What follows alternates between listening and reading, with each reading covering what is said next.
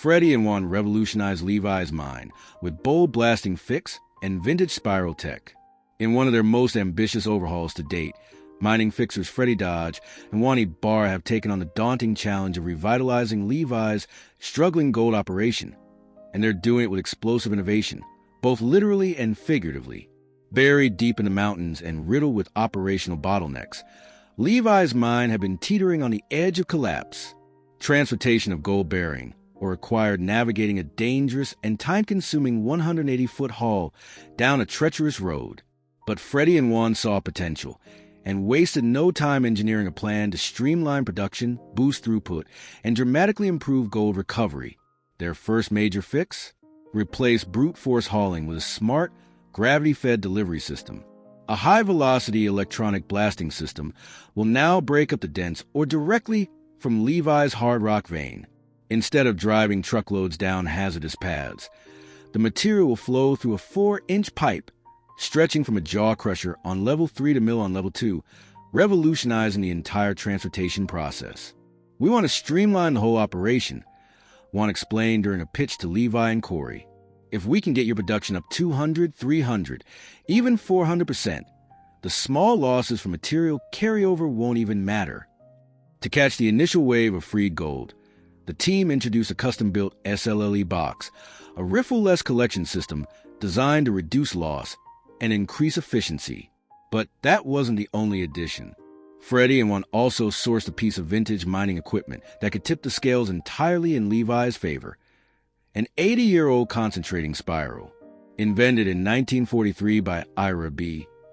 Humphreys. Spiral concentrators were widely used throughout the mid-20th century, but have since fallen out of favor. Using centrifugal force and water, the spiral separates heavy gold from lighter waste. As slurry swirls downward, gold clings to the inner edge while tailings are swept outward and discarded. The gold then drops into collection ports, ready for processing. Juan tracked down a rare set of these relics in Washington state. Though covered in decades of rust and grime, the cast iron spirals were structurally sound and brimming with promise. They're heavy, Juan said with a grin, but they probably collected a lot of gold over the years. Back at their workshop, Freddy and Alex began refurbishing the spiral. There were about 9,400 of these made, Alex noted, and most of them, according to the internet, are still in use today. Freddy chuckled. Don't believe everything you read online. The restoration wasn't without challenges. Decades of built-up sediment blocked critical piping, and the internal rubber lining had collapsed. Freddy ultimately had to torch out the debris using a 5,700 degrees Fahrenheit oxyacetylene blowtorch. We're giving it a colonoscopy, he joked, hammer in hand.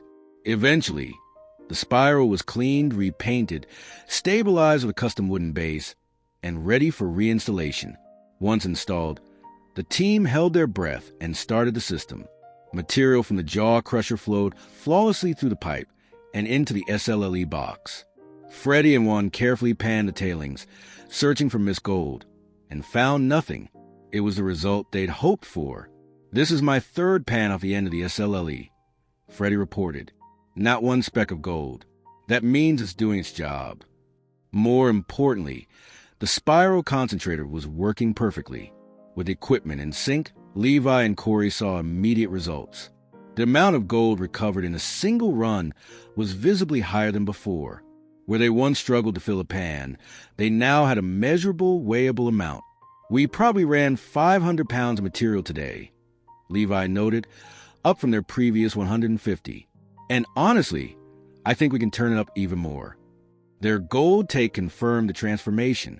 With increased throughput and improved recovery, they now had 0.7 ounces in a single run, valued at $160, a 50-fold increase compared to previous efforts. Over the course of 6 days, Levi and Corey processed enough material to yield 1.68 ounces, valued at $3,864, marking a staggering 233% boost in plant throughput. Even more exciting, they're now on track to meet and possibly exceed their goal of 3 ounces per week. Beyond the numbers, it was the efficiency of the fix that impressed everyone. It's just beautiful watching it run, Freddy said. Everything's working like it's supposed to. Looking ahead, The duo plans to continue pushing the limits. We might be able to get 0.7 ounces in an hour at this rate, Corey estimated, especially if we keep feeding that hammer mill consistently. More material in, more gold out. That's the philosophy now driving Levi's revitalized operation. And with Freddy and Juan's game-changing intervention, the mine is no longer fighting to survive. It's positioned to thrive. Freddy summed it up best. It's always something. But when it works, it's magic.